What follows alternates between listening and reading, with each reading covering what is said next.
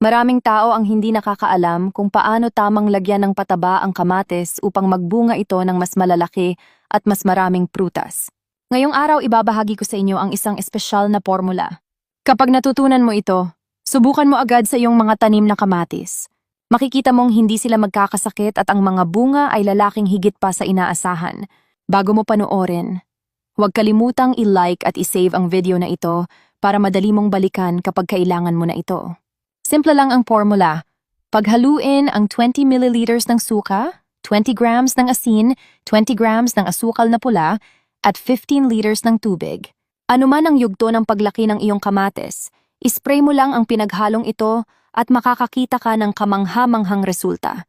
Mas marami ang pamumulaklak ng iyong kamatis, mas lalaki at gaganda ang mga bunga. Talagang sagana sa ani. Nakakatulong din itong maiwasan ang mga sakit ng halaman. Ispray ito kada 10 araw at pagkatapos ng 2 hanggang 3 beses, mamumunga na ng sagana ang iyong mga kamatis na may mas mataas na ani at kalidad.